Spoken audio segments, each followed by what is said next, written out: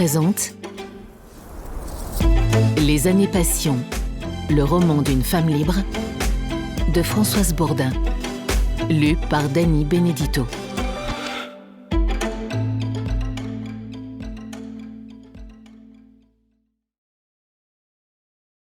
Prenez Versailles et mêlez-y Anvers, vous avez Bordeaux. Victor Hugo.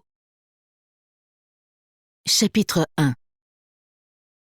Bordeaux, octobre 1982.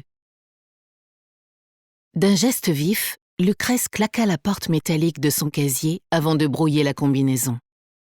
Ôter cette ridicule blouse jaune et rose aux couleurs criardes de l'hypermarché était un soulagement quotidien. Dans ses vêtements personnels, elle redevenait elle-même, se dissociait de la caissière anonyme qui, 8 heures par jour, faisait glisser des marchandises sur le tapis roulant. Tout un inventaire à la Prévert défilant inlassablement sous les néons triomphants de la grande distribution. Shampoing à la pomme, l'eau de tournevis, couche pour bébé, rôti de porc en promotion, slip vendu par 3, parfum d'ambiance, tomates pas mûres et jamais pesées. Avec bon de réduction, point cadeau et une pièce d'identité, s'il vous plaît. Sans pouvoir oublier un seul instant les enfants qui hurlent dans les caddies, bien plus fort que l'obsédant sirop musical diffusé par les haut-parleurs. Elle emprunta la sortie du personnel et, arrivée sur le parking, comme chaque soir, elle prit d'abord une profonde inspiration, heureuse de se retrouver à l'air libre. Tout l'été, elle avait travaillé à plein temps.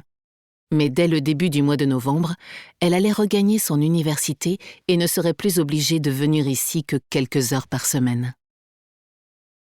Selon l'organisation de ses cours, elle devrait quand même dégager 2 demi-journées, en plus du samedi, pour pouvoir conserver sa place. Les emplois à temps partiel étant les plus difficiles à trouver, le gérant de l'hypermarché lui avait fait une faveur lorsqu'il lui avait proposé cette solution l'année précédente.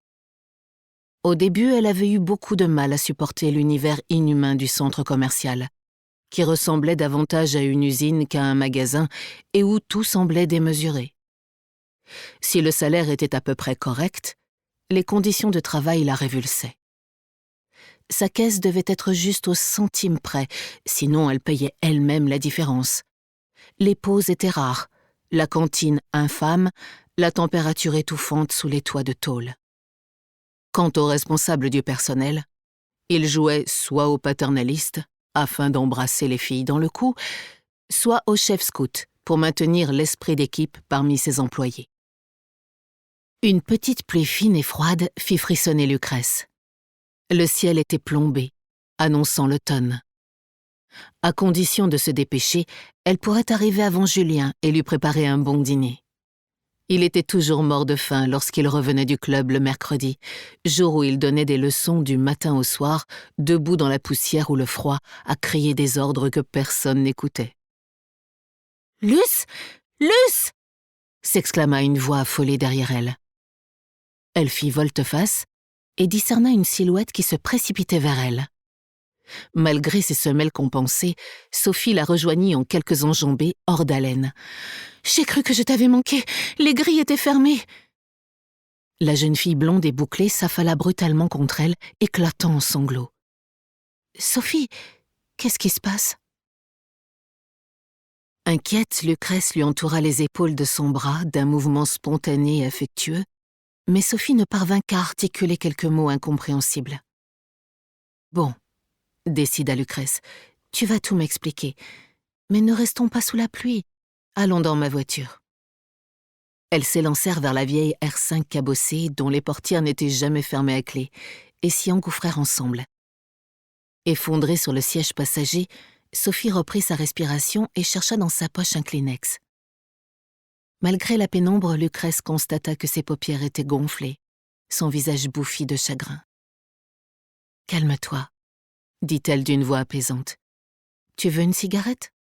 Il y a un paquet qui traîne dans la boîte à gants. » Pour masquer sa timidité et se donner une contenance, Sophie s'était mise à fumer depuis plusieurs mois, mais elle secoua la tête en signe de refus. « C'est Élise !» lâcha-t-elle enfin. « Ta sœur ? Et alors ? Tout à l'heure, quand elle est rentrée de l'école, elle faisait une de ses têtes. En ce moment, elle est plutôt bizarre, mais ce soir, c'était pire que tout. » Même si elle ne l'avait pas vue depuis longtemps, Lucrèce se souvenait très bien d'Élise.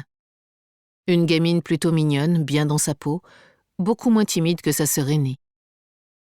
Maman lui a demandé si elle avait passé une bonne journée ou un truc aussi simple que ça, et là, elle a piqué une vraie crise de nerfs. Elle s'est mise à hurler, on n'a rien compris. Finalement, elle est partie en claquant la porte. Mais pourquoi ? Oh, je m'en doute, va. Mais je voudrais tellement me tromper. Nous espérons que vous avez apprécié cet aperçu. Pour continuer à écouter ce livre audio sur Google Play Livres, utilisez le lien dans la description de la vidéo.